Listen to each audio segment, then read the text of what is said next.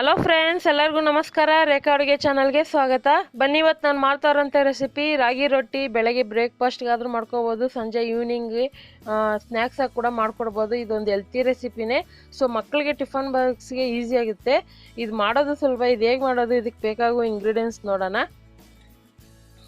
ಇಲ್ಲೊಂದು 1/4 kg ಆಗೋಷ್ಟು ರಾಗಿ ಹಿಟ್ಟು ತೊಗೊಂಡಿದ್ದೀನಿ. ಸೊ ರಾಗಿ ಹಿಟ್ಟನ್ನು ಜಲ್ದಿ ಹಿಡಿದಿಟ್ಕೊಂಡಿದ್ದೀನಿ, ಯಾಕಂದರೆ ಅದರಲ್ಲಿ ತರಿ ಬರುತ್ತಲ್ಲ, ಅದಕ್ಕೋಸ್ಕರ ಜಲ್ದಿ ಹಿಡಿದಿಟ್ಕೊಂಡಿದ್ದೀನಿ. ಒಂದು 3 ಈರುಳ್ಳಿ ಚಿಕ್ಕದಾಗಿ ಕಟ್ ಮಾಡಿ ಇಟ್ಕೊಂಡಿದ್ದೀನಿ. ಮತ್ತು ಒಂದೇ ಒಂದು ಕ್ಯಾರೆಟ್ನ ತುರಿದಿಟ್ಕೊಂಡಿದ್ದೀನಿ. ಸೊ ಕಲರ್ಫುಲ್ ಆಗಿರುತ್ತೆ ಕ್ಯಾರೆಟ್ ಹಾಕಿದ್ರೆ. ಮತ್ತು ಕರಿಬೇವು ಕಟ್ ಮಾಡಿ ಇಟ್ಕೊಂಡಿದ್ದೀನಿ. ಒಂದು 2 ಹಸಿರು ಮೆಣಸಿನ್ಕಾಯಿನೂ ಕಟ್ ಮಾಡಿ ಇಟ್ಕೊಂಡಿದ್ದೀನಿ. ಒಂದು ಅರ್ಧ ಕಪ್ ಆಗೋಷ್ಟು ಕೊತ್ತಂಬರಿ ಕೂಡ ಕಟ್ ಮಾಡಿ ಇಟ್ಕೊಂಡಿದ್ದೀನಿ. ಮತ್ತು ಇವಾಗ ತುಪ್ಪ ತಗೊಂಡಿದ್ದೀನಿ, ಒಂದು 2 ಟೀ ಸ್ಪೂನು. ಒಂದು ಅರ್ಧ ಟೀ ಸ್ಪೂನ್ ಆಗೋಷ್ಟು ಜೀರಿಗೆ ತಗೊಂಡಿದ್ದೀನಿ. ಮತ್ತು ರುಚಿಗೆ ತಕ್ಕಷ್ಟು ಉಪ್ಪು, ಒಂದು 3 ರಿಂದ 4 ಟೇಬಲ್ ಸ್ಪೂನ್ ಆಗೋಷ್ಟು ಎಣ್ಣೆ. ಈಗ ಹೇಗೆ ಮಾಡೋದಂತ ನೋಡೋಣ ಬನ್ನಿ. ಈಗ ಒಂದು ಪಾತ್ರೆಗೆ ನಾನು ರಾಗಿ ಹಿಟ್ಟು ಹಾಕಿಟ್ಕೊಂಡಿದ್ದೀನಿ. ಇದಕ್ಕೆ ಸ್ವಲ್ಪ ಉಪ್ಪು ಮತ್ತು ಜೀರಿಗೆ ಹಾಕ್ಕೊತಾ ಇದ್ದೀನಿ. ತುಂಬ ಜನನ ಕೇಳ್ತಾ ಇದ್ದೀರಾ ಜೀರಿಗೆ ನಿಮ್ಮ ರೆಸಿಪಿಯಲ್ಲಿ ತುಂಬ ಯೂಸ್ ಮಾಡ್ತೀರಂತ. ಸೊ ಜೀರಿಗೆ ತಿನ್ನೋದ್ರಿಂದ ತುಂಬ ಹೆಲ್ತಿಗೆ ಒಳ್ಳೆಯದು.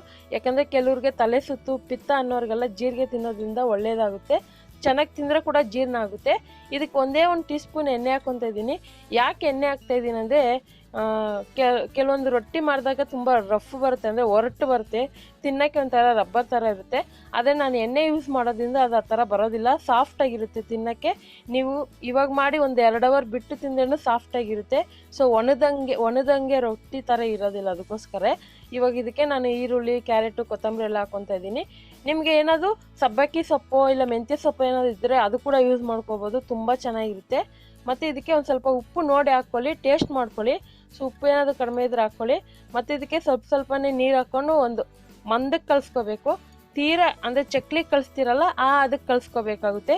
ತೀರಾ ಗಟ್ಟಿಯಾಗಿ ಕಲ್ಸಕ್ಕೆ ಹೋಗ್ಬೇಡಿ, ತೀರಾ ತೆಳ್ಳಗೂ ಕಲ್ಸಕ್ಕೆ ಹೋಗ್ಬೇಡಿ.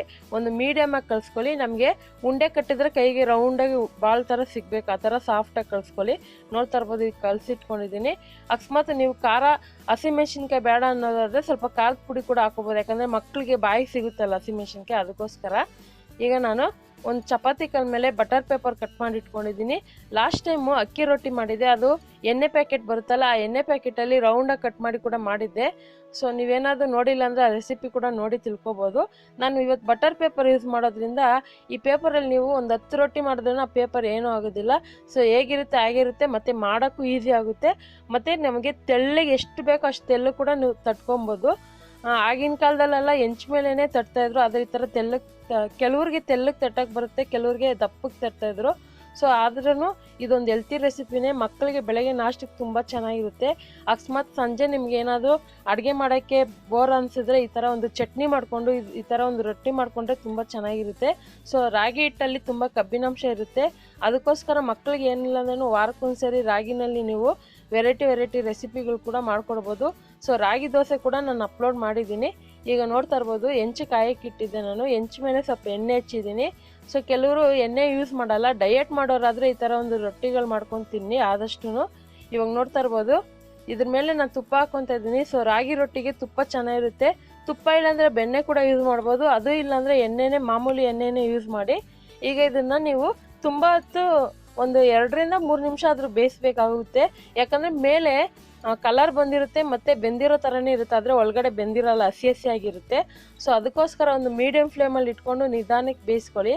ಯಾಕಂದರೆ ನೀವು ಉರಿ ಜಾಸ್ತಿ ಇಟ್ಕೊಂಡು ಬೇಯಿಸ್ಬಿಟ್ರೆ ಬೇಗನೆ ಸೀದೋಗ್ಬಿಡುತ್ತೆ, ಮತ್ತು ಒಳಗಡೆ ಬೆಂದಿರಲ್ಲ, ಒಂಥರ ರಬ್ಬರ್ ಥರ ಇರುತ್ತೆ, ತಿನ್ನೋಕ್ಕೆ ಚೆನ್ನಾಗಿರಲ್ಲ. ಅದಕ್ಕೋಸ್ಕರನೇ ಕಡಿಮೆ ಇಟ್ಕೊಂಡು ಒಂದು 3 ನಿಮಿಷ ಆದರೂ ಬೇಯಿಸ್ಕೊಳ್ಳಿ. ಇವಾಗ ನೋಡ್ತಾ ಇರ್ಬೋದು, ಈ ಕಡೆ ಬೆಳ್ಳಗಿದೆ, ಅದಕ್ಕೋಸ್ಕರ ಎಣ್ಣೆ ಹಚ್ತಾ ಇದ್ದೀನಿ. ನೀವು ಎಣ್ಣೆ ಯೂಸ್ ಮಾಡಿದ್ರೆ ಹಾಗೆ ಕೂಡ ಮಾಡ್ಕೋಬೋದು. ಸೊ ಮಕ್ಳಿಗೆ ಮಾಡ್ಕೊಡೋದಾದರೆ ಒಂದು ಸ್ವಲ್ಪ ಚಿಕ್ಕದಾಗಿ ಮಾಡಿಕೊಡಿ, ನೋಡೋಕ್ಕೂ ಚೆನ್ನಾಗಿರುತ್ತೆ. ಸೊ ಬಾಕ್ಸು ಕೂಡ ನೀವು ಹಾಕಿ ಕಳಿಸ್ಬೋದು. ಮತ್ತು ಈ ರಾಗಿ ರೊಟ್ಟಿಗೆ ನೀವು ಯಾವುದೇ ರೀತಿ ಕಡಲೆಬೀಜ ಚಟ್ನಿನೋ, ಕಾಯಿ ಚಟ್ನಿನೋ, ಯಾವುದೇ ರೀತಿ ಕಾಂಬಿನೇಷನ್ ಸಖತ್ತಾಗಿರುತ್ತೆ. ಇಲ್ಲ ಹಾಗೆ ಕೂಡ ಮಕ್ಕಳಿಗೆ ಟೈಮ್ ಪಾಸ್ಗೆ ಮಾಡಿಕೊಟ್ರೆ ತುಂಬ ಚೆನ್ನಾಗಿರುತ್ತೆ. ಸೊ ನೋಡಿ, ಇವಾಗ ರಾಗಿ ರೊಟ್ಟಿ ಮಾಡ್ಕೊಂಡಿದ್ದೀನಿ. ಇದೇ ರೀತಿ ಎಲ್ಲನೂ ನಾನು ತೊಗೊಂಡಿರೋ ಹಿಟ್ಟಲ್ಲಿ ಒಂದು 4 ರಿಂದ 5 ರೊಟ್ಟಿ ಆಗುತ್ತೆ. ನೋಡಿರಿ, ಈ ರಾಗಿ ರೊಟ್ಟಿ ಜೊತೆಗೆ ನಾನು ಇವತ್ತು ಉಪ್ಪಿನಕಾಯಿ ಇಟ್ಟಿದ್ದೀನಿ, ಮತ್ತು ಕಾಯಿ ಟೊಮೊಟೊದಲ್ಲಿ ಚಟ್ನಿ ಮಾಡಿದ್ದೆ, ಸೂಪರಾಗಿರುತ್ತೆ. ನೋಡೋದಲ್ಲ, ಇವತ್ತಿನ ರೆಸಿಪಿ ಇಷ್ಟೇ. ಎಷ್ಟು ಸಿಂಪಲ್ಲಾಗಿ ರಾಗಿ ರೊಟ್ಟಿ ಮಾಡೋದಂತ ಗೊತ್ತಾಯ್ತಲ್ಲ. ಖಂಡಿತ ಈ ರೆಸಿಪಿ ಇಷ್ಟ ಆಗಿದೆ ಅಂದ್ಕೊತೀನಿ. ಇಷ್ಟ ಆಗಿದ್ರೆ ನೀವು ಕೂಡ ಟ್ರೈ ಮಾಡಿ, ಹೇಗಿದೆ ಅಂತ ನಿಮ್ಮ ಅನಿಸಿಕೆನ ಕಮೆಂಟ್ ಮಾಡಿ. ಮತ್ತಷ್ಟು ಈಸಿ ರೆಸಿಪಿಗೋಸ್ಕರ ರೇಖಾ ಅಡುಗೆ ಚಾನಲ್ನ ಸಬ್ಸ್ಕ್ರೈಬ್ ಮಾಡಿ, ಶೇರ್ ಮಾಡಿ, ಲೈಕ್ ಮಾಡಿ. ಈ ವಿಡಿಯೋ ನೋಡಿದ್ದಕ್ಕಾಗಿ ಎಲ್ಲರಿಗೂ ಧನ್ಯವಾದಗಳು.